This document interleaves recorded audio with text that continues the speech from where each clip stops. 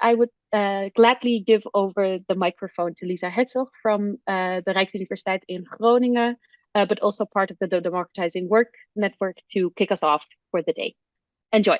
Thanks so much, Fiona, and welcome everyone from all around the world. It's great to see so many people from different countries joining in. My name is Lisa, and I'm on the core team of the Democratized Work Initiative. This is a new series of webinars around the future of work that Democratized Work and Wage Indicator Foundation are organizing together.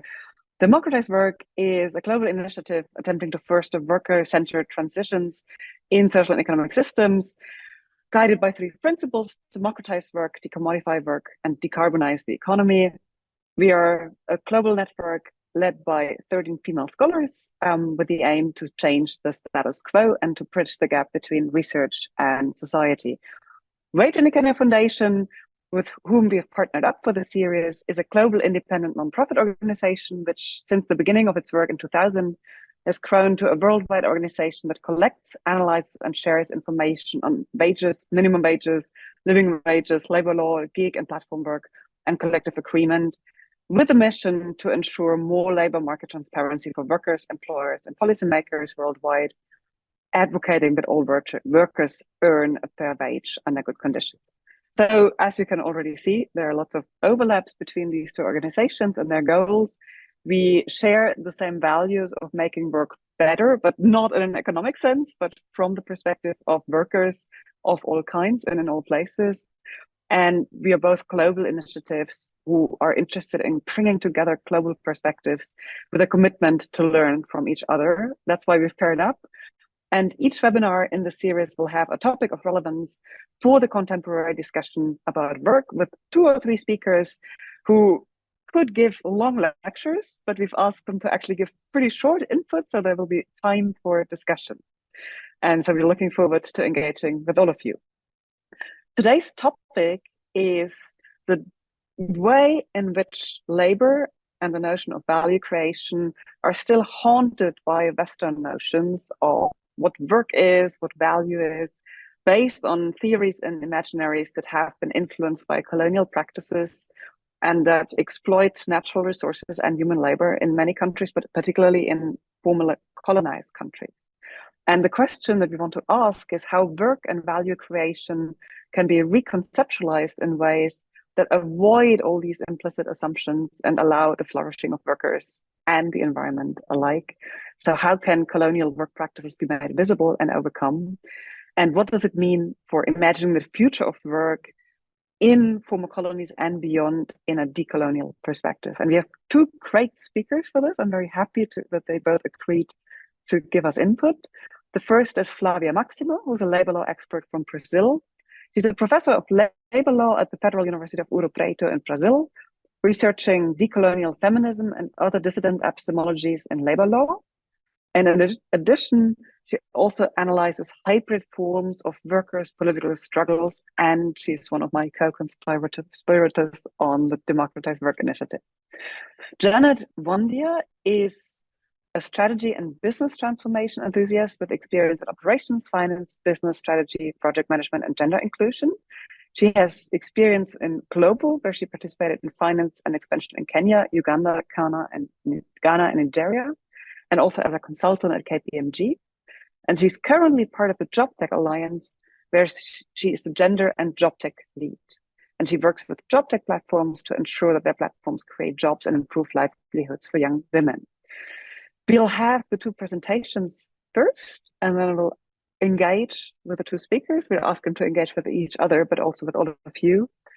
And so we decided that we'd have Flavia's presentation first and then Janet's. And for that, I now need to share my screen to show the slides that Flavia has sent me. If you just give me a minute.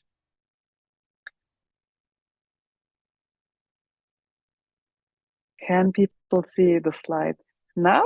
Does that work for everyone? I see people nodding. So with that, I give the floor to Flavia. Thanks so much. Hi, everyone. It sounds good. Everyone is listening to me? Yes. Yeah?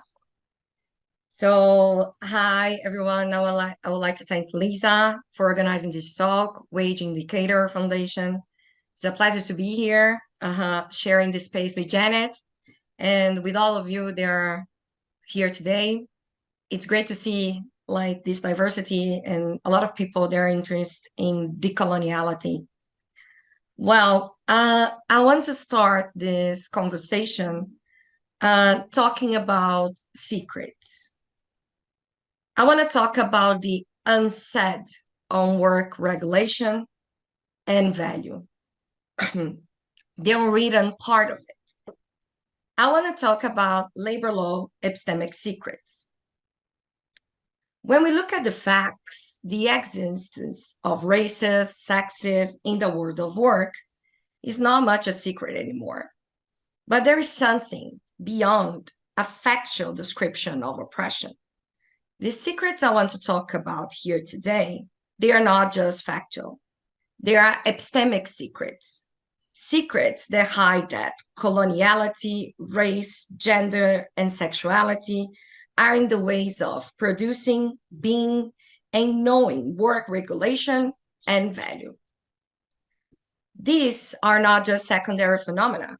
They are the labor law's foundations, and they express themselves in its categories.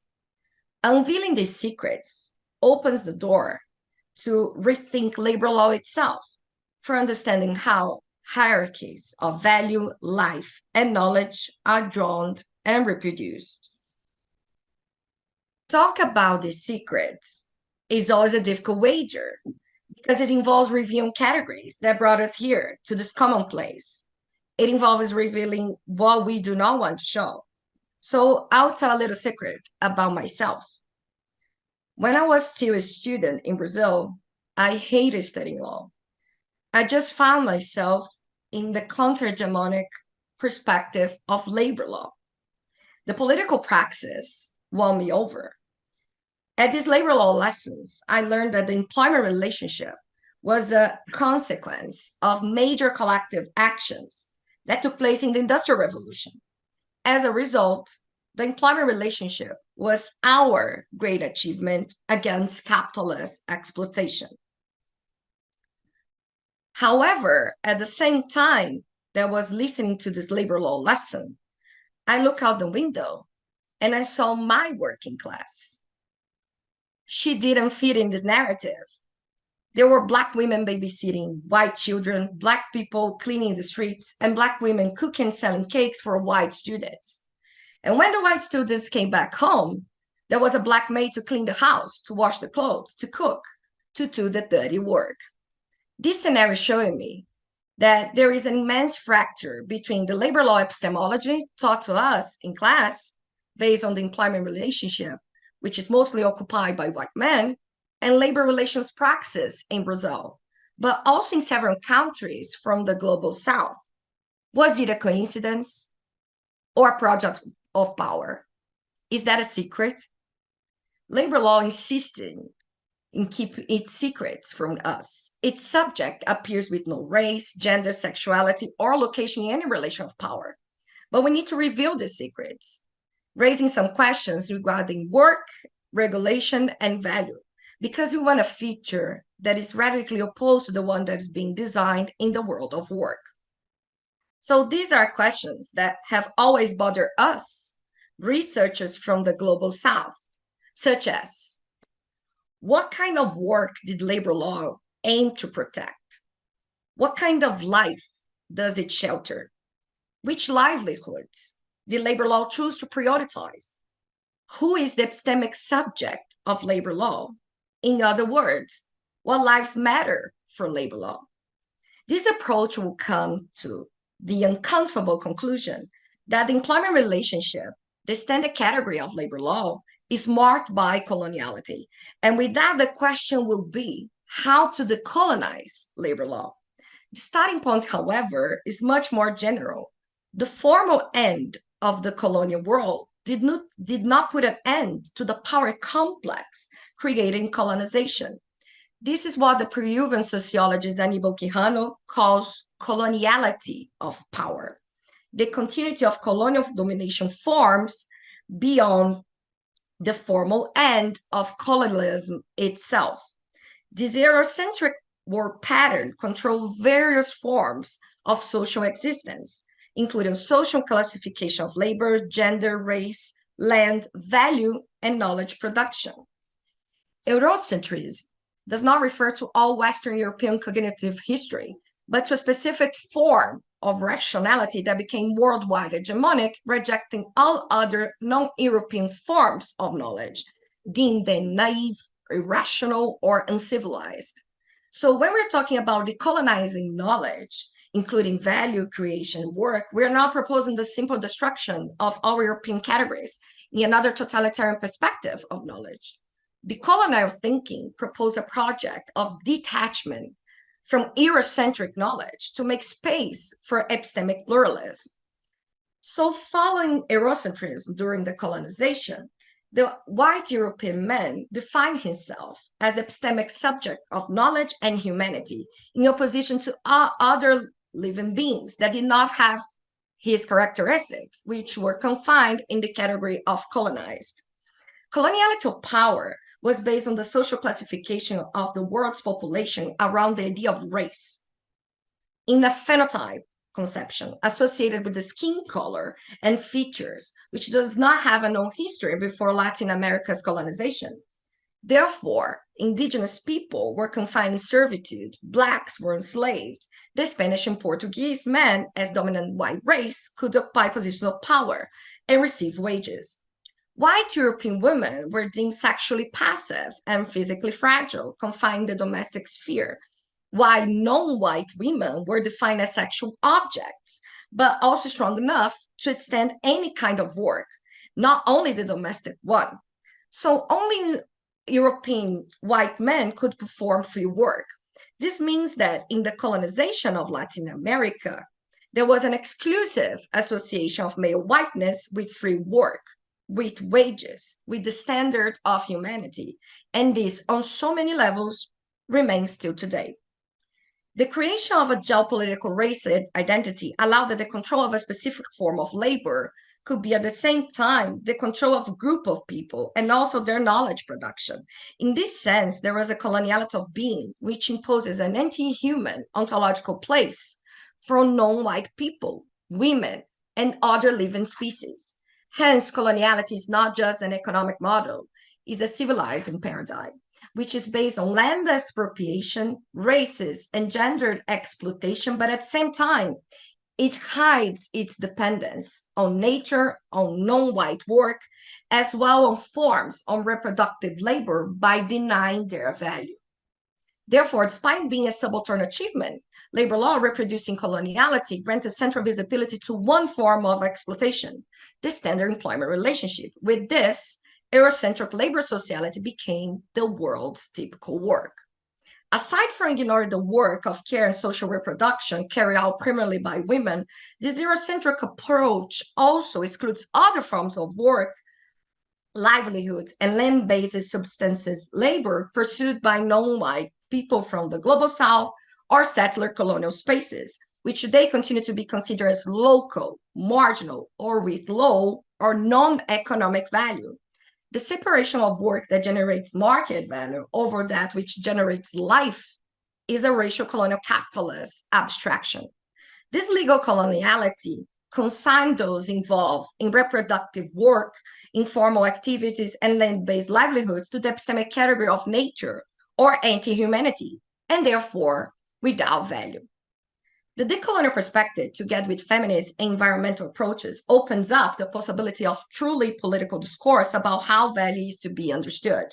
The value created by human and non-human lives cannot be reduced to price or productive work. There are some dimensions of value creation that cannot be captured by the working hours mindset because they do not materialize themselves in concrete activities, even though they require energy from workers. Examples include value produced by the mental management of household tasks, or the value of belonging to a territory or a community, or the value generated by the ontological labor of subaltern people to survive in hegemonic work environments, such as Black people who must create strategies to survive in white workplaces. Decolonizing value requires situating its concept in the light of epistemic pluralism, in an equal dialogue with subaltern knowledges, which are forms of resistance based on geopolitical experience and memories of coloniality. So the task of revealing coloniality in work regulation value is not an easy one. But decoloniality is more than a theoretical whisper. It must be projected loudly, engaging with praxis, loud enough to remind us that mercantile time is not the only one that generates value, that life that matters is not only human, certainly not just male and white, that the nexus between labor, nature, and value can be different in dialogue with other worldviews. Here, we told some epistemic secrets of work regulation and value. Will the privileged listen? Thank you. Thank you very much, Flavia, for this great introduction. I'll stop sharing my screen now, and then I hand the floor to Janet for your input. Janet, over to you. Thank you, Lisa, and thank you, Flavia. Very good presentation. Now, I'd like to bring you closer to Africa and just speak of what Flavia has spoken about in the context of Africa. And I hope all of you can hear me. Please give me a thumbs up. Okay, cool. So, and two things stood out to me when you spoke of coloniality, Flavia. And the first one is the highly capitalistic definition of success and what is called a good life, which is really adopted from the Western world, where we think that high productivity, a certain type of organizational culture, and a certain way of doing business is what is assumed to be a successful way of doing business. And even if you look at another thing is the labor structures, what you just mentioned on the policies and regulations, they are skewed towards a certain type of job, what I would want to call the white collar type of job, which require you to have a certain level of education and a certain career trajectory for you to hit the successful life that I had mentioned before. But if we come closer to home, 80% of African population is on the informal side of the labor. So who takes care of those? What does that mean? It means that there are no laws to guide against job security, having minimum benefits, governing the pay, and governing the work conditions. And now recently, in the current way of work and what we want to call the future of work, we are thinking of the platform world. The platform world has been advertised to bring in the new things and will be the silver bullet or the silver lining for Africa. How? It will create jobs. It will create flexible jobs. It will make Africa more available to the global world. And is this true? Just stop and ask yourself, is this true? Is this what is happening? And maybe not to give you an answer, but to give you a realistic way of looking at it. I want to give you a story of something that happened late last year and earlier this year. And I want to come closer home by coming to an example in Kenya, and closer home by discussing a job tech platform, which is one of the sectors that we work in. So this platform is called Summer. Summer works in the micro work sector, whereby one company outsources another to perform what we call menial jobs, similar to what Flavia was just describing right now. And in an attempt to finish a lot of things in a very short time of period. Now, maybe 10, 15 years from now, this will be being done by AI. But right now, as the AI is being built, this is being done by affordable labor. And where do you find the most affordable labor? In Africa. So Meta outsourced content moderation work to Summer. What is content moderation? You see how you go to Facebook, for example, or Instagram, and you get a post that is not comfortable for you to see, and you get a warning that tells you, hey, this is graphic content. So there's someone who checks to ensure that that block is kept there. What does this mean? A lot of us being spent looking at really traumatic content to be able to stop Janet and yourselves from looking at it if they don't want to. So 200 of these moderators started a class action late last year against Meta and Summer. And this, of course, fueled a lot of conversation. Is this sector actually right for Africa? Do we still have an aspect of coloniality still being done in Africa? Why is this being brought in Africa? And three key items stood out. The decency of work. Most of these moderators claim that by the time they were signing the contract, they knew that they were doing customer service, or what you'd say as content moderation, looking at image tagging, transcription, and so on and so forth. They didn't know that they would be doing this traumatic work. So a key question here is, what did Summer and Meta do to make this less uncomfortable for them? They offered them 30 minutes of post-traumatic stress disorder therapy sessions, but was it enough? Was there another way that they could have done this? Could they have given these moderators other tasks that would have sort of diluted the effects of their content moderation? Number two, very, very important, is the level of pay. So this work, the workers stated that for them to do this work, they were being paid about $1 to $2 per hour. Now, for this same kind of work to be done, say, for example, in the United States, where Meta is coming from, they would have had to pay $10 per hour. I mean, we can argue that they are differing cost of livings or there are different realities. But I mean, having a 500% disparity in the level of pay begs the question of, is there something that they could have done better? Does it mean, the third consideration, does it mean that we should completely stop doing this work? We should say that this sector is not working and they promise flexible work, but it is menial, it is leading to a lot of PTSD. No, it doesn't mean so. But what we really need to look at is, even if we are following for the business sense, we need to look at how can we make this less uncomfortable. But the key question I want to leave you with at the end of this presentation is, have things changed from the colonial period? Are there considerations being made in the global South to consider, what are we doing? Are we giving them dignity at work? Are we giving them a decent work environment? Are we paying them fairly? Thank you. Thank you very much, Janet. So two perspectives, one from Latin America, one from Africa, and I'm very tempted to now immediately jump into a comparison, but maybe I can invite you first to react. So Flavia, can you see similar issues in Latin America? And what do you think about these cases that Janet talked about, where it is indeed, again, labor law that's being used to try to protect those workers? And you had a pretty critical view of labor law in your talk, but here it still seems absolutely necessary. So Janet, first, congratulations. That was like amazing insight. And of course, I see a lot of similarities, not only in Africa and Latin America, but also a lot of differences, because the category of Global South, we know there is a different name for put it like colonized people. There is no Global South, right? We are different, but the dialect of colonizer, colonized still continues. And you just prove in your narrative, like the universal narrative of will bring you jobs, development.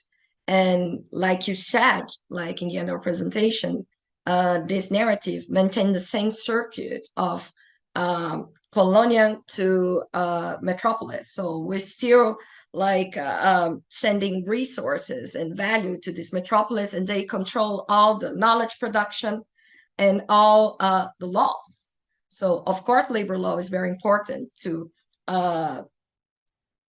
in some levels, to diminish this inequality.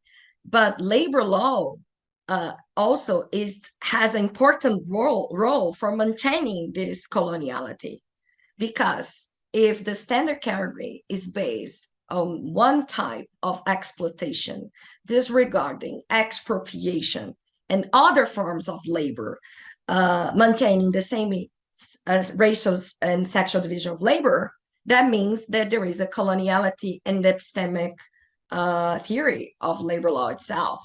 So we're not diminishing inequalities. Labor law is also a way of maintaining this colonial circuit. Janet, do you want to react to this? Oh, yes. There's one aspect that stood out to my mind when thinking about this example is on the impact of unionization, because if they had not formed a union, here we would not be speaking about this, and these people would still be suffering in summer. And the first time after they formed this union, maybe something else I need to tell you is that they were fired. And then when they went to court, they were reinstated. So what laws are there to protect unionization? And how can we change the negative attitudes towards unionization and have organizations actually use these unions as a way to improve the quality of work, as a way to negotiate and sit down and brainstorm and find a way of creating a decent way of working? And I don't know how unions have been working on your end, Flavia. Flavia, you're still muted in case you want to reply to that question about unions. Yeah, that's a good question, because collective organization in Latin America, now the mainly collective organization is not coming from unions.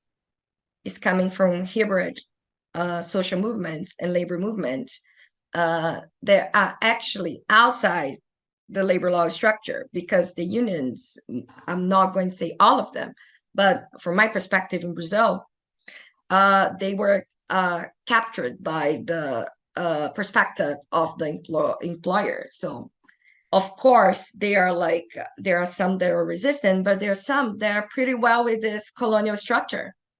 So we see this new movement in Latin America of feminist international strikes, boycotts, using technology. They are much more powerful than the formal institution of the union itself, that still responds to a very modern framework of law and still responds to a sociality that was not ours. Like you said, we are built in informality, we are built in gig economy, and unions, they respond to formality.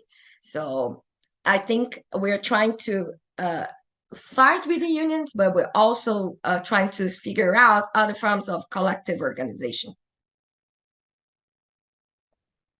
Thank you. We can now start to open the discussion with other participants, and we're very much looking forward to your questions and comments. You can either use the hand raise function, or you can just write in the chat that you have a question, or type a question in the chat if you're not in a position where you can talk, and then we can read it out.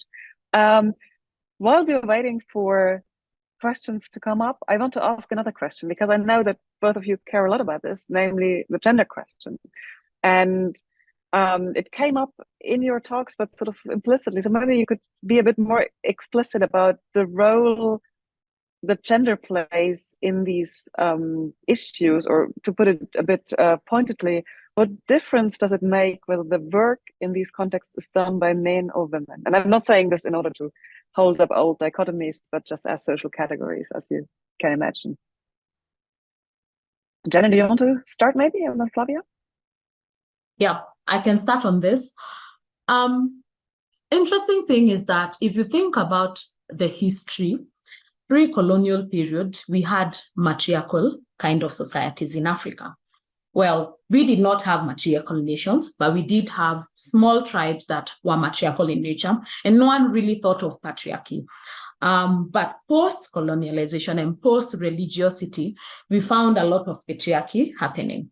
So we still have undertones of this existing today in terms of power, in terms of the nature of the jobs that women are expected to be doing, in terms of even, if you go to some African regions, you'd find that women are not even expected to do the work to begin with, because, I mean, their role is to take care of the family.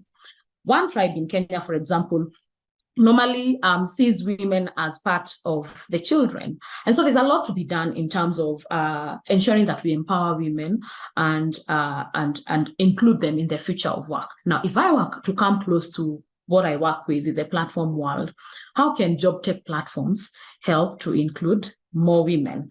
So most of these platforms are built based on algorithms. And remember, algorithms or any machine learning sort of way of working learns from something.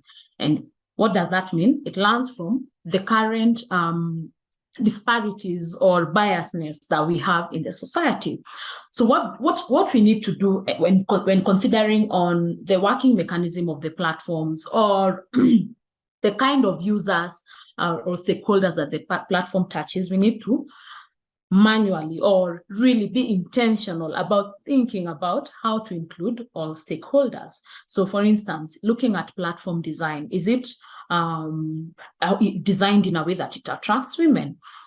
For instance, if we are talking of maybe one of the most common types of platforms, ride-hailing platforms, and you want to advertise for new couriers to join your platform, but you have a really nice, macho-looking young man seated on a motorcycle, how are you going to attract the women? You're already introducing the bias of the society that pre-exists into the organizations. And these undertones exist in all aspects of the platforms. So it's very, very important, especially considering the future of work, to consider these small undertones. Otherwise, what will happen is that 10, 15 years from now, we'll have gone back to the 70s where the ratio of men to women participating in the work environment and the new work, which will have come then, will not include women. Thank you. Flavia, you want to? Janet, this was an amazing answer, because this is one of the face of data-driven economy, which is data coloniality, right? Some authors call like data colonialism, but I prefer coloniality because the end of formal colonization has different forms of exploitation, expropriation. But like you said, algorithms, they are going to, through machine learning, maintain the same power patterns of gender, race, and geopolitical discrimination, because they're exposed to a very limited databases. And we know that the Global South doesn't have the same access as users as Global North. And when they have access, the access is limited and their data is classified with gender and race stereotypes by algorithms. So there are a lot of research about it. And trying to relate this to our main theme, which is value, I think gender defines what is value for work regulation. So what we recognize in labor law or labor regulation as value is an androcentric and white concept of value, because it responds to patriarchy, and patriarchy is not universal, like Janet said, because before colonization, there are some societies in Latin America and Africa that were not based on this kind of sexual division of labor. So we're talking here about the kind of value that has a Eurocentric, white, and patriarchal framework who was transposed to labor law regulations. And this defined the devaluation of reproduction work, of values, of different cosmologies, like African perspectives or Latin America's perspectives. So I think gender and race are the very core categories to define what value is. Yeah, and if I can just add from an experience I recently had, so I was in a working group with academics in Europe, so not global at all, but even there was a dispute between a sociologist, a woman, and an economist, a man, and the sociologist and me also, we argued for including a greater emphasis on unpaid work done in families into the public discussion. Very simple point, you'd think. But the economists, and there were several of them, they were very skeptical because they said, well, we first need to earn money in paid jobs, because then we can pay for this other work that's being done in families, or also volunteering work. And the sociologists and I were like, yeah, but don't you see that this other work needs to happen first for productive work as they understood it, in defined by market value, to ever take place? But I'm not sure we got it across. So just saying that even when it's just within one European country, the assumption that value is just what happens in markets is still very strong and I think very harmful. But now I see that there are some questions and comments in the chat. The first one is from Eleni Kiritsi. I don't know, Ellen, can you speak yourself? Would you like to join by switching your camera and mic on, or should I read the question? Yeah, yes, of course. Yes, great. As much as I can, because I'm at work. Go ahead.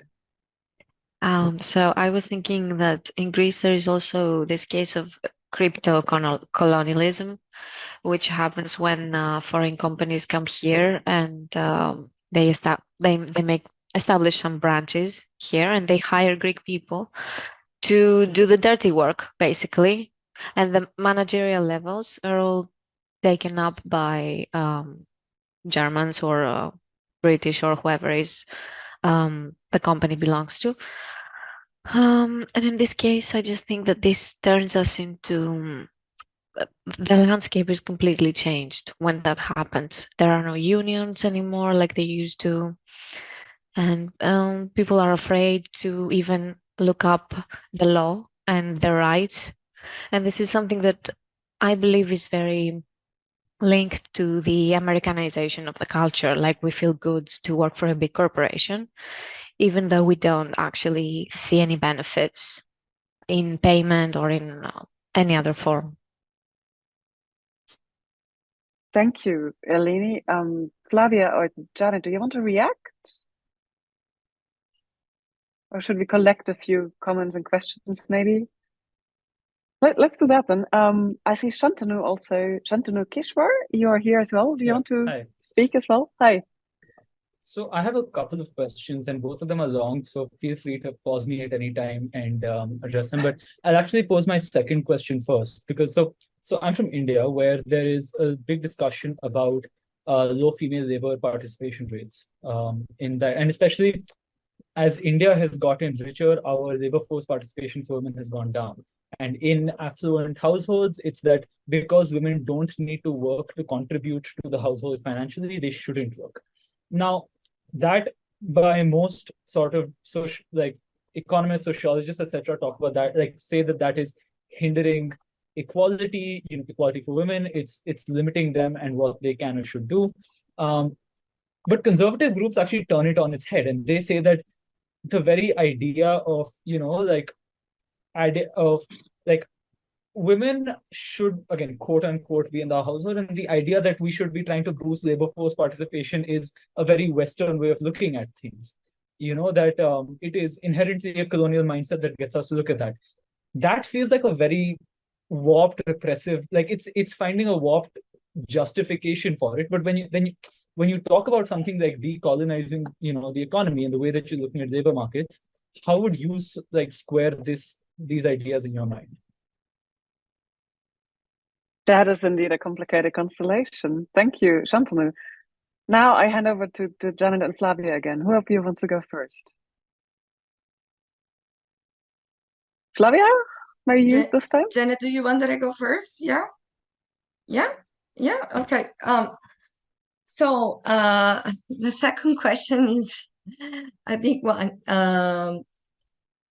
When we're talking about decolonized value in the economy, it's a long process because we have to change categories that the epistemic framework of economy was based.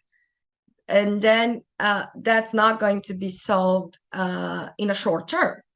But we can also adopt some measures to occupy these categories with a political intention in a strategic way. So there are a lot of feminist perspectives that you already mentioned here. They're being used in Latin America. For example, the time use research that is happening in Argentina, Uruguay, Brazil, that you use time diaries to measure these time dimensions. They're not reachable by working hours mindset. So, for example, if you're a mom, a working mom and you have to go to your job outside your place, and you always are thinking in your child at home, but when you go back to your place, you're always thinking that you're going to lose some power positions in your career. So this absence presence is a kind of time that is not measured by working hours mindset and this epistemic framework of coloniality. So they're using time diaries to measure these activities, these simultaneous and enrichment activities, and then translating these and GDP, and just to show how the amount of percentage of this work is part of GDP.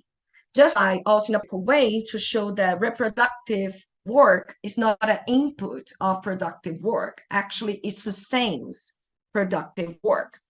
This is something in the short term. Also, in some countries, Argentina, they are are you listening to me? Are you listening? Yeah. Yeah. There was a bit of a technical problem, but now it's good again. Yeah. Yeah. No worries. They are trying to put a kind of when you contributing for Social Security, they try to replace the money that you currently contribute to Social Security for the time that you use to take care of your children. So in this way, you're trying to pluralize what is value, because it's not money, but timing of taking care of children. So that's a perspective. But for me, an example that is a very decolonial is Ana Virginia's work with waste speakers in Brazil. I think it's a good experience to pluralize value. The waste pickers, people who collect waste in Brazil, they are informal. And during the pandemics, they realize how important they are. And they start doing a strike informally. And these researchers going to the field, they talking with them, they realized that the value that was important for them was the environmental one. And they put this in the law, the environmental value of waste speakers. And putting that in the law, a requirement was that they organize themselves collectively in cooperatives. And this law transfer a minimum income for these waste speakers because of the environmental value of their work. So this is an example how you can pluralize value without using market basis criteria. Well, of course, that doesn't change the whole framework of economic measurement. Thank you. Janet. Yeah, thank you. I like how you've approached this from an aspect of power and value, because I think that's the most important bit.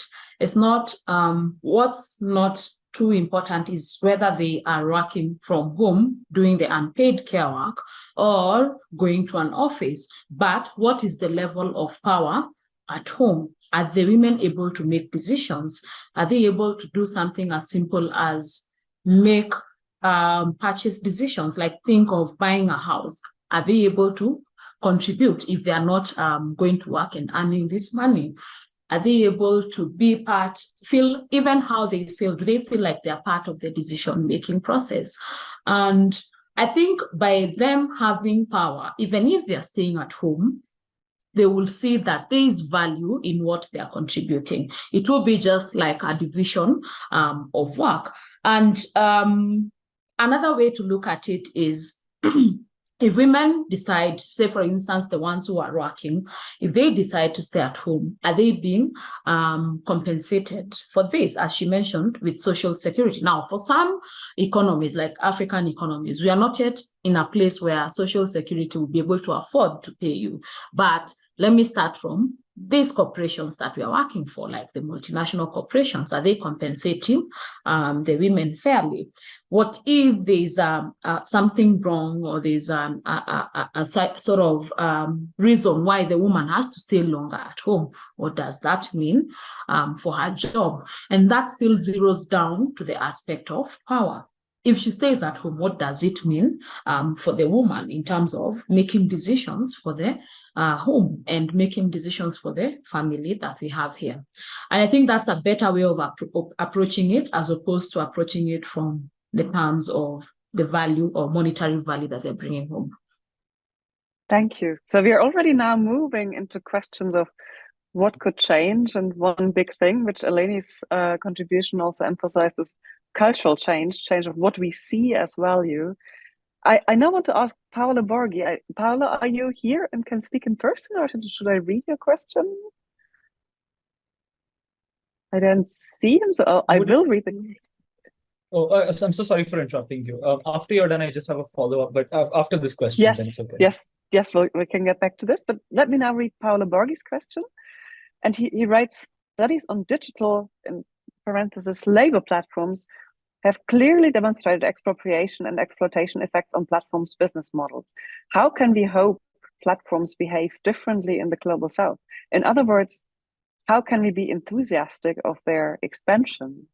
Or maybe if I can add, what can be done to prevent that kind of expansion? And I think that's maybe first a question for Janet, because you're directly working about this, but I know that Flavia has also worked on platform-based employment in the past. So maybe you first, Janet? Yeah. Oh, hi, Paolo's not here.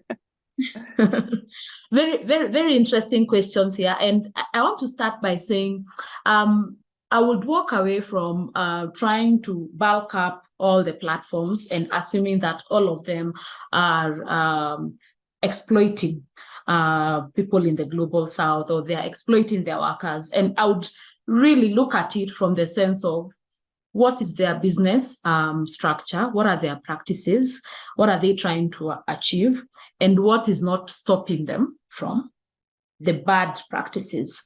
And I want to go back to the beginning. So remember, the platform world came to this informal economy. At the beginning, remember I mentioned that most African societies, or most countries in the global south, do not have well-established labor structures. That means that they do not have well-established policies and regulations. Most of these regulations were created post-colonial period, and you'd be surprised to find that they have never been updated. So they really are geared towards the white collar, or the professional who's employed in those kind of jobs. So now when the platform world came in, it came in a period where no one knew what to do with them in terms of policies and laws and regulations.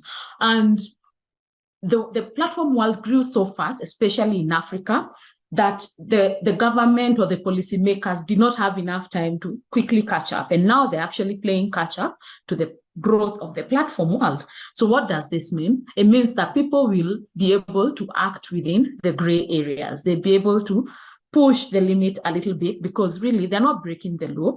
There's just none that exists that covers that sort of world. And this even especially becomes worse when you infuse technology into this, because technology is this new thing that is constantly changing, and most policymakers can't, not even policymakers, most people in the world can't actually grapple their mind around what is happening in the platform world. Having said that, it doesn't mean that all is bad. For instance, there's been a lot of work, I don't know if you know of Fairworks, there's been a lot of work by Fairworks in Fairworks is an organization that's trying to lobby for decent work. And they have given 5 principles, which if platforms try to work within these principles, they will be able to give a more decent kind of work environment. Now, do all platforms adhere to this? No. But currently, with a lot of limelight being shown on the platforms, both from the investors' side, from the customers' end, and from the policymakers, people are really beginning to think about this, and people are really beginning to think, what is the quality of work? And I mean, such conversations like what we're having right here with wage indicator is one of the effects of the world beginning to question this. But does it mean that we are there yet? We are far from there. It just doesn't mean that we should walk away from platforms just because these things have been happening. Thank you, Janet. Do you want to add something, Flavia? Yeah, ciao Paolo. Paolo is from Democratizing Work Network in Italy. We met each other when I was there, and thank you for being here. So I think in the perspective of Latin America, we have like two dimensions of platform work. And it depends on race and class, because in Brazil and in South America in general, and Latin America, race and class are indissociable, or just like they're always imbricated. So in upper levels, like middle class, which becomes whiter, we have these people working platform works, but in terms of diversity washing. Big techs, they captured these people from Global South just to say that they have diversity in their companies, but they pay less and they don't formalize them. And so we have a lot of frauds of that, like consultants, but they are real employees. This is like a higher class level and whiter. But in a low class, there are like Black people.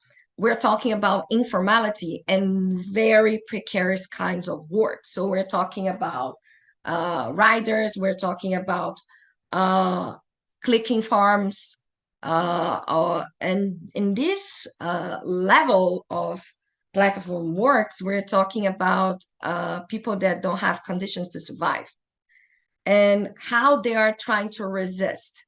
They are trying first struggling in the pandemics. There were a huge boycott and strike organization in Latin America that we call Break dos Apps, that the writers call the users to not use delivery food apps for one day and classify these apps in Google and Apple Store with 1 star, and this spread for Latin America for 1 week, because they want like minimal wages and like at least like some minimal conditions of work.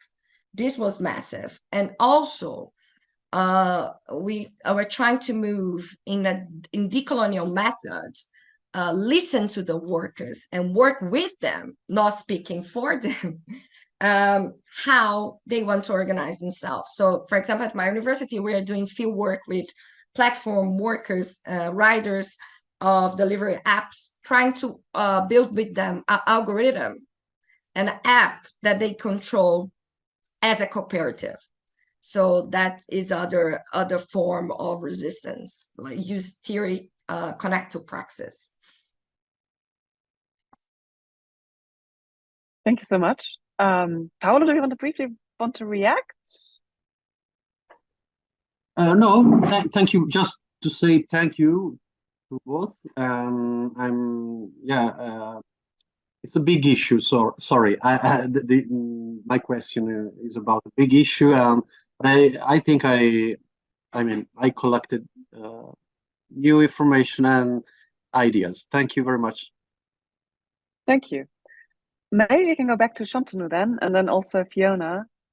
Shantanu, you had another question, or you wanted to react to some of the points? Yes, I mean, it's sort of a follow-up, I think, to my previous question, in that, so, okay, if I understand what you're saying about, I mean, I think finding alternative ways to also account for women in the larger economy and society. But so now, okay, a lot of the people who, for example, have said that we shouldn't worry about women's labor force participation, and that's a colonial imposition or a Western way of looking at things, are men who are saying it, right? And I think it's also obviously beneficial for them to say it, because I think with increased women's labor force participation, one of the fundamental things that comes is economic empowerment that could, at the very basically, help say women leave abusive or unhappy marriages, which they can't to a large extent in India because they're just financially dependent and have nowhere else, like don't really have an alternative, because again, in India, like the bride's or the wife's parents won't accept her back after she's gone. I mean, there are these sort of messy situations which at one level, at least from my limited understanding, increasing something like female labor force participation could end. Are there other logistical measures that can be taken at a social and economic level that can have the same positive impact, even if it's not directly about increasing labor force participation? Flavia or Janet, who wants to answer that question? Which is, of course, again, a big one. Also, I hope it's clear. In case it isn't, I'll try to clarify it. I don't know if I made full sense. Yeah, I was going to ask you Janet. to clarify it. It's not 100% clear. Sure. So what I was getting at is that there are larger social and economic benefits that happen, I mean, again, for women, but also to society at large with increased female labor force participation. One example is increased economic empowerment, which I think helps women just, again, escape a lot of unhealthy situations that they're otherwise forced into because of economic disempowerment. So if we look at alternatives to conventional increase in labor force participation, are there alternatives that achieve the same ends in terms of empowerment without the same basic means of increased labor force participation?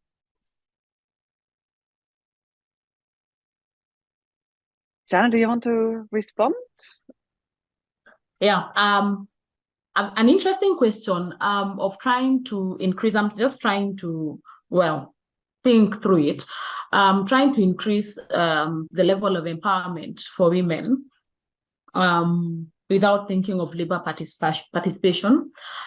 And I want to ask you, by labor participation, do you mean the professional labor participation or any form of labor participation? Any form of labor participation that enables economic empowerment. That was my and the reason I ask it is because there's this sort of U-shaped thing where poorer households have very low participation rate, medium income households have higher participation rates, and affluent households have lower ones. Now, at both the ends where participation rates are low, women are very often left in difficult situations. And I think, again, in affluent households, you also have the combination where they're likely educated, but not empowered in that way. And so any alternate means that would enable that. So, I mean, labor force participation to me in a professional setting is the most common one or the most obvious one, but are there other ones that you can think of? Yeah, well, to start with your second question, there are very many alternatives apart from the professional labor force participation.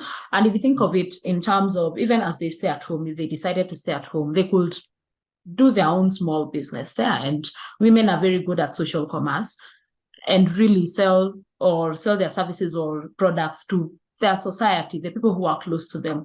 And that would sort of shift the power balance. But to answer your question about what can be done apart from really labor force participation, I think to think about this, we need to go back to what could be, and I'm saying this just based on the comments that you've just given, what could be the main source of the U-shaped curve that you're describing? And I think this is cultural and norms. Now, cultural and norms are not very easy thing to actually change in our society. It is something that requires a very long period of systemic changes. So systemic changes here would be a mix of the easier bit, which is setting up policies or setting up regulation and laws that support the change of this thinking. And the harder bit would be to actually educate and have continual challenges of the cultural way of living. And this is not something that I want to say that is very easy. A lot of people have tried to do it. And that's why we're actually in this place having this conversation. But I feel like small changes could actually have a big impact. Like one thing that comes to my mind in terms of thinking of these systemic changes is why, instead of starting with the women, why not start with the men and the older generation who can act as agents for these changes? Because you see, with a systemic change, it is something that will change over generation. So even if we are trying to educate our current kids right now of what you should be thinking of in the future, or this is the new way of thinking, there is equality and empowerment, they go back home and they live in an environment which speaks the opposite. And naturally, even you would really respect what you hear from home, especially from the older generation or your parents. You that would stick more than what you're taught in school. So how about start making these changes from this sort of generation, and also the men themselves, to make them agents of this change. And this is something that slowly will continue having that snowballing effect, and maybe 20, 30, 50 years from now, we'll see the curve beginning to steepen a bit. I don't know if Flavia, if you have anything else.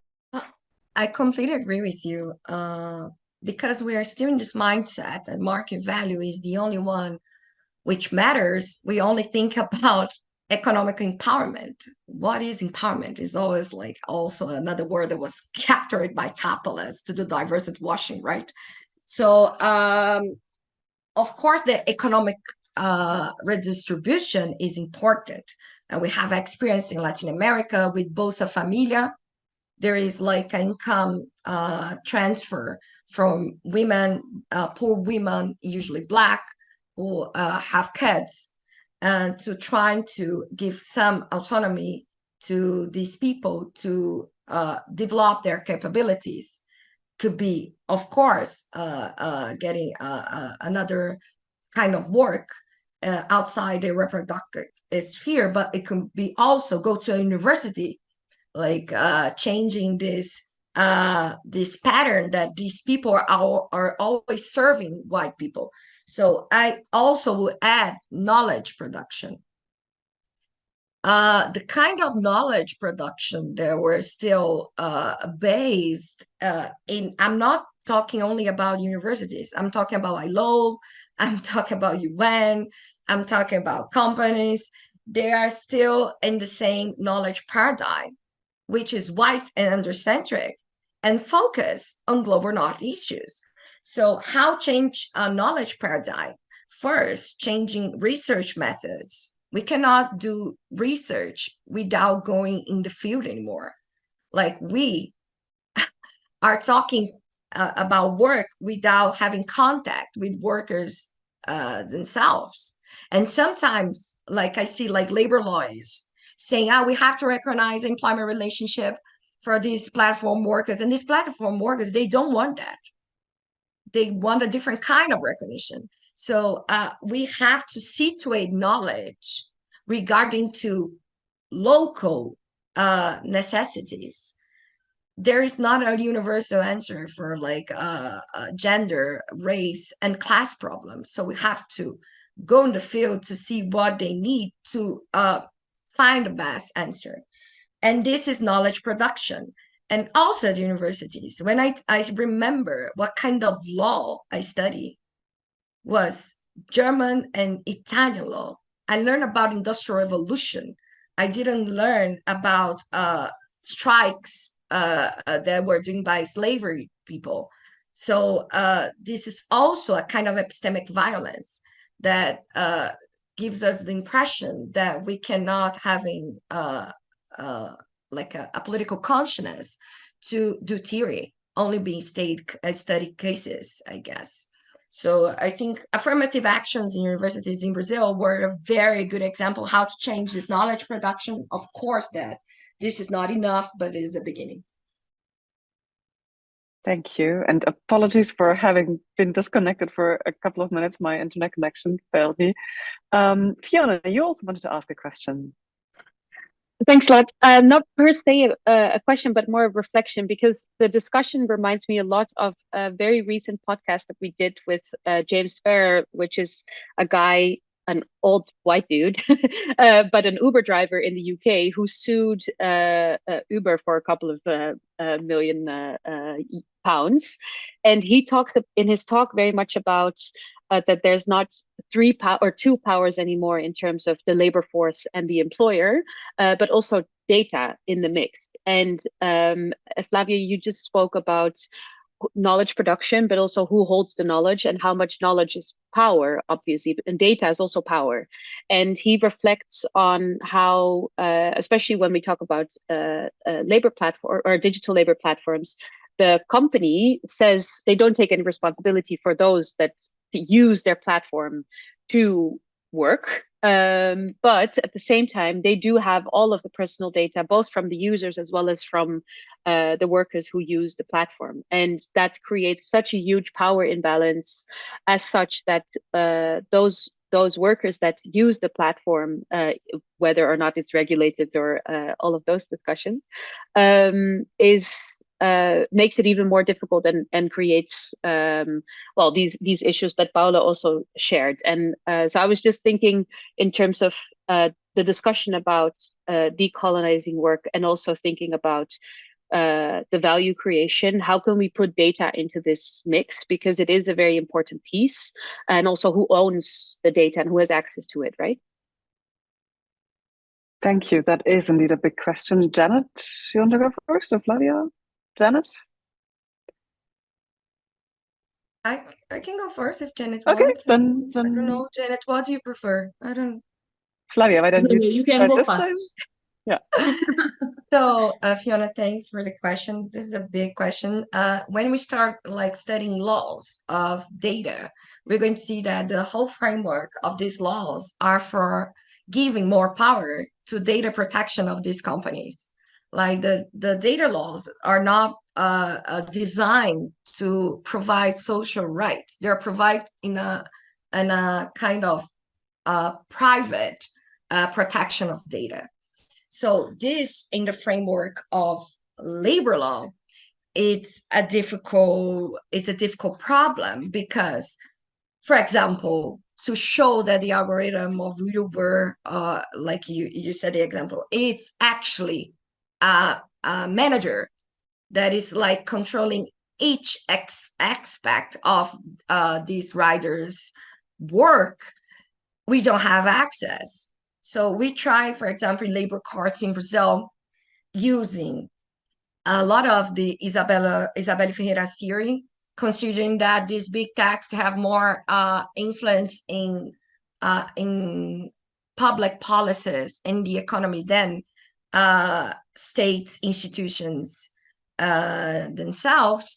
We try to consider these big tech companies as public institutions, and we try to apply the transparency law in this algorithm, because public institutions, they have to respond through transparency, so to like give a kind of satisfaction to the citizens. And we try to do that to break the code, to access the code of the Uber's algorithm. Of course, was denied. And we try to do this in a network. Like we have a network of labor lawyers, and we all file the same cause at the same time, more than 600 suits, like law causes, to apply this transparency law. Because if these entities are more influential than the parliament for itself, so why they are not taking accountability to this work regulations, they're like setting the boundaries.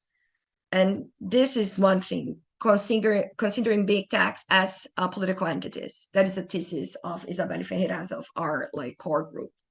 Another thing is considering data like using these networks as labor. We already have like a lot of scholars that are nominating this data use as heteromation, because if you like expand the concept of labor. If you think about it, like we're talking about the concept of labor, it's like spending energy to generate value in time. So when you're using these networks, or like you generate data, and data is capital, data is value. So why you do not recognize this kind of activities as work? So this we call automation, and we're trying to apply this as social security time of contribution here in some of lawsuits in Brazil. But it's like some just ideas to change this data framework.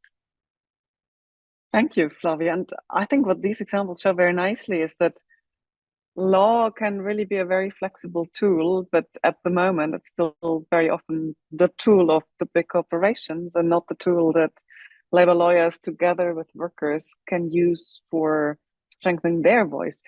Are the dynamics in the countries that you are working in similar, or are there different considerations there, Janet? Is there this legal fight about data as well going on? Yes, it's a funny story here because we have, well, I feel like there are three forces fighting this legal fight. There is the government or the lawmakers or the policymakers, there is the platforms, and there is the user, which is you and me. And the first thing that I thought of when the question was asked was an organization called WorldCoin in August came to Kenya. I don't know if any of you heard of it. And they were purchasing biometric data from Kenyans at a very good cost price of $49. And there was a huge long queue of people waiting to actually get this free money because people did not understand what this meant. And they were picking fingerprints, the iris, a picture of the iris. And this is very personal biometric data. And people are even trying to figure out how can we get more of these funds? How can we cheat the system and get more of this money? But this company was stopped, especially because it was very interesting that they were doing all this just outside the parliament. So it was very easy for the government to catch up. And they went to court, and the company said that it had received all the required licenses to do any type of work in Kenya. But one license, or one of the processes that was silently missing, was going to the Office of Data Protection. So the Office of Data Protection came back to them and asked them, hey, I didn't see your application on my desk. Why wasn't it there? And it became a he say, she say kind of situation between the different government agencies. And this is just to show you how fast the world is changing for the lawmakers, because what is happening here is that there is a very good process, but not a process that includes data protection into this. And also, when I think of data, apart from thinking of it from the line of data protection, I want to now pose a comment or a question on the side of the gig workers themselves. So if, say, for example, Uber came into Kenya in 2015, and since 2015, I've been working for Uber, but I feel like it's time for a change, and I want to go to this new local platform. As it is right now, the gig worker cannot transfer any of their good performance metrics from that side to this other side of the new employer that wants to employ them. If I wanted to leave my current employer and go to the next one, I have a very easy way of tabulating. Like, for instance, I could write it on LinkedIn and tabulate all my past experience, and it would be very easy for me to attract a new employer. But how is it for gig workers? And how can they actually do these data transfers? And these are some of the questions that come up with the changes that we are having in the way that work is being done. There are lots of considerations and data exchanges. Apart from just the security point of view, how can we take advantage of data to make the livelihoods of the gig workers, or even to make the onboarding process for the platforms easier? Yeah, that is a very interesting example, because you could say that what's at stake here is really also the reputation of these workers. And you could even say to some extent it's part of their identity, but it's coded in data that are owned by one platform that are not transferable. And you know, in older histories of ideas about the economy, the honor of people played a big role, because the honor of someone is an indication of whether you can trust them. And now we have certain kinds of economies around platforms where whether you can trust someone gets coded in data, but they are not located with the individual any longer, but with these platforms, and they don't have a right to take them over to some other employer, which basically keeps them hostage. That's a very interesting example. Thank you. Do we have more questions from the audience at this point? I don't see any hands, and I haven't seen any more comments in the chat. So then let me throw my big final question at Flavia and Janet. And I know that there can't be like complete answers to anything, but if you had a magic wand and you could change some of the legal or political structures in the way in which this colonial form of work currently happens, is there one lever that you think should be moved because it will really have a big impact? If you had one wish and you could say that's what needs to change, what would it be? Or maybe you can also tell me that's a wrong way of thinking about it because the reality is so complex. But maybe you can just pick one example of where you would really want to see concrete change.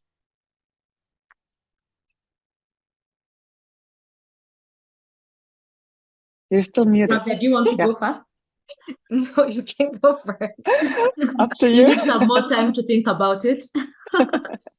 Lisa, that's a very complicated question, and I'll say this because the labor structures or the economies are very, very complicated with a lot of market forces and different forces affecting them. And these are both inside the region we are speaking about and external forces that we are speaking about. And I think a key thing that I would, if there's one thing that I think would be really key in changing that I would really try to maybe change if I had a magic wand is on research, because, and maybe this comes from where I work in, I feel like there's a lot of misconceptions with how things are on the ground, how, for example, are platforms working in Africa? How are the labor markets working in Africa? If we say that only 20% of the Africans are participating in the labor economy, where are these Africans? Does it mean that they're at home? What is their real reality? Like, get that researched and published, and not researched as I want to use the words that Flavia used earlier on, with the notion of the Western world and what they're trying to look for, but really just getting your boots dirty, walking in the muddy areas, and coming out with good findings. And what that will do is that it will remove a lot of the ignorance that we have. And I say all of us because even some of us as Africans, even I myself, I'm sure I have a level of ignorance about my own country or my own continent. So remove some of that ignorance. And so that even as we are trying to create a better working environment or a better world or create a better future of work, we don't have that ignorance, and we are giving realistic solutions to problems that actually exist. Yeah. Thank you. If I could just add one thought or reflection, it would of course also help if researchers, the ones who count as experts on something like labor markets, came from a more diverse range of social backgrounds and geographical backgrounds. And exactly. I mean, we could also have had a webinar here on decolonializing research and academia and what counts as good research and so on. But yeah, thank you for this. Flavia. Lisa, that's a tricky question, but I will engage with Janet's answer in the sense that I think if I have a magic wand, I would like to have parity of gender and race in a geopolitical perspective in all power institutions worldwide. Because if we're talking about changing knowledge paradigms, you have to have diversity, and not only in representative ways, not only to show, but also about what is important for these people, for their community, what is valuable for them. So like if for some Western countries, having money is important, for some communities in Latin America, it's not.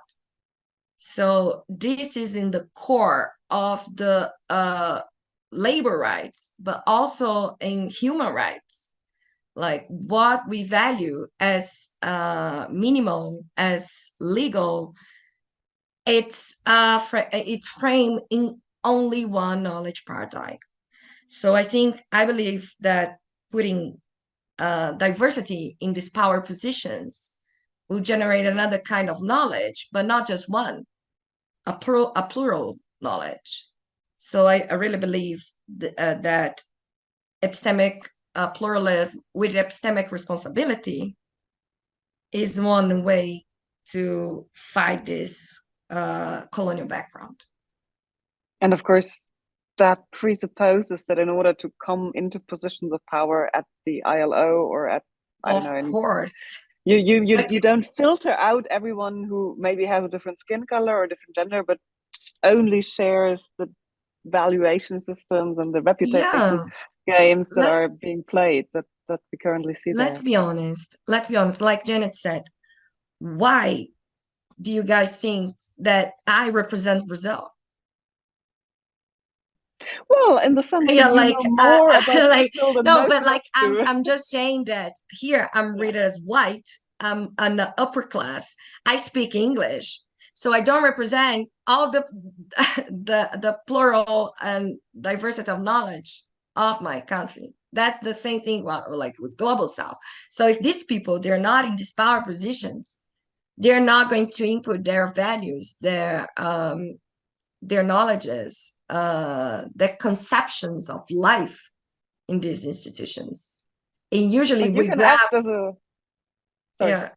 now we can grab because usually like the Global South people who arrive in these positions, they are privileged people.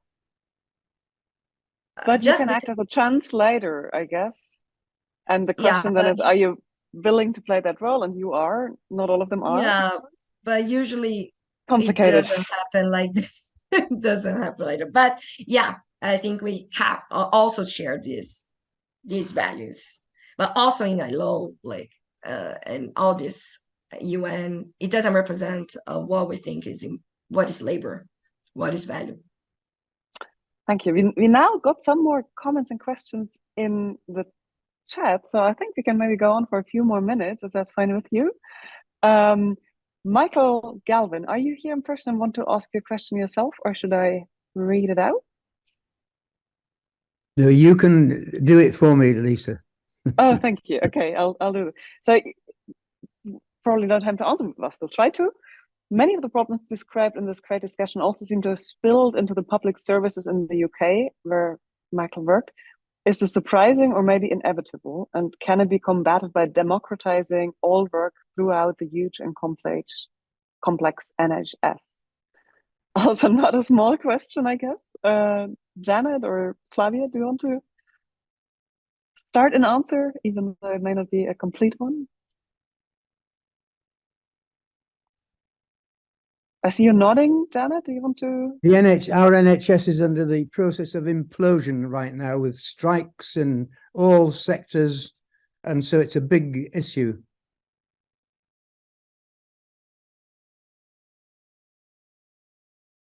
Janet, do you want to respond to that? I'm wondering if I have the right answer for this, but my question. Well, I feel like we are in a current state of information age where people are beginning to see what others are doing and see what is happening in other areas, and they're beginning to question what they have here, what they have wherever they are. And I see like that's one of the key things that's happening. And the public sector is one of the most targeted areas. I mean, if I were to begin discussing the African public sector, I think we'd have to take another 2 hours. And I feel like this is inevitable, but it's sort of like economies keep on changing and keep on reinventing themselves.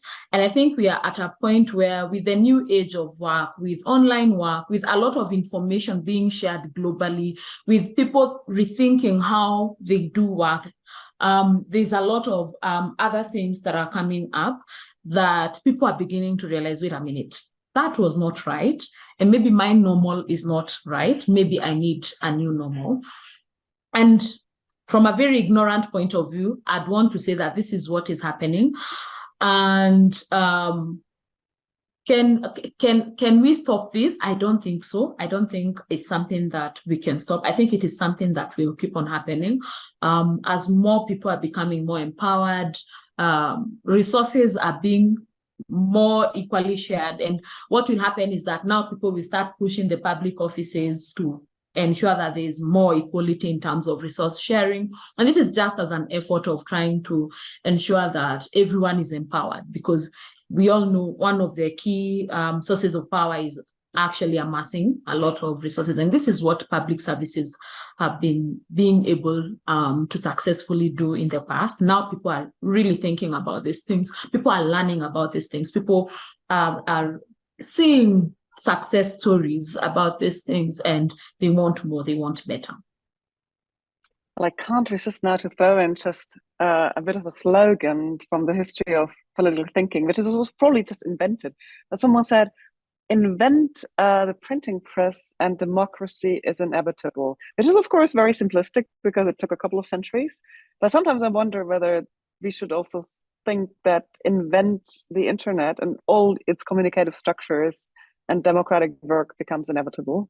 That would be the positive note. But before we end, there is a comment that I would like to read out because I've been asked to do so, from the University of Philippines, from, and I'm going to not pronounce this correctly, apologies, Maractas Amante, who says that their grad students are also logging in and they will discuss this webinar in their graduate class because the labor laws in the Philippines are mostly a product of Spanish civil law, contractual wage labor, and American New Deal era laws on industrial relations and union regulation, minimum wages based on living wage definition and composition of a family with a breadwinner based on Leo 13th Rerum Novarum. So that's the Pope's encyclopedia on good work, I think, if I'm not mistaken. So there's still they have to fully liberate our colonial labor laws and wage systems in the Philippines. So, oh, there's a second comment, and that says the Philippine Supreme Court recently denied that when the status of the employment is in dispute, the employer bears the burden to prove that the person whose service it pays for is an independent contractor rather than a regular employee with or without fixed terms. So that's what the court decided. So if I'm understanding this correctly, it's a shifting of the burden of proof of who is an employee or isn't to the employer. So in case of doubt, the assumption is that it is an employment relation and the employer has to prove the opposite, if I'm now trying to understand this correctly. Thanks for sharing the link for that. But we're now really coming to the end of things. So Flavia and Janet, do you have some brief final words that you want to share with us? I want to thank you everyone for being here, for being interested in decoloniality, because like when we talk about decoloniality, people have the wrong impression that we want to put fire and everything, and they just nominate us as radicals. And when we talk about decoloniality, we want just to situate knowledge. We just grab these categories of labor law that were framed in a Eurocentric, not European perspective. Like there was a first question at the beginning about Greece. Of course, that their culture and knowledge paradigm is not hegemonic in Europe, right? So when we talk about Eurocentric knowledge, we're talking about a rationality in modernity. There is like a dominate knowledge production, labor law, regulation, and the conception of value. And decoloniality is how we can situate knowledge in each site in a geopolitical perspective. And considering other factors, that race, gender, can also influence this knowledge, because there is no neutral knowledge. That is a fiction. So we don't want to destroy things. We want to make space for epistemic pluralism. And that's how we want to engage it, to expand the protection, not to destroy the protection that is already there with employment relationships. So I think that's the message that I want to leave, because that's Thank what you I face so much, Flavia. when I talk about decoloniality. Thank you so much. Janet. I think mine is a short one. Just that let's not assume that what we know is actually reality. And what we know, for example, about the global south, about Africa, what we know about the nature of work, what we know about the platform world, let's not assume that what you know is reality. Just let's try to find out what's actually happening on the ground. And then we can be more re-educated. Thank you so much, both to you as two great speakers and to everyone who participated here, also to quite a few people in the background who helped set this up, send out invitations and so on. Before I end, let me say that we'll continue this series on December 1st, 2 p.m. Paris time, with a session on working less, living more, ? Which is going to be about work time reduction proposals from the perspective of different countries. So we want to continue the conversation about what is work, what should it be, how can we make it better, and learn from each other. Hopefully not staying with, abstract ideas, but you, Janet, just said so nicely, understand what the realities out there are and think about them critically and constructively. So thank you so much, everyone, and hopefully see you the next time.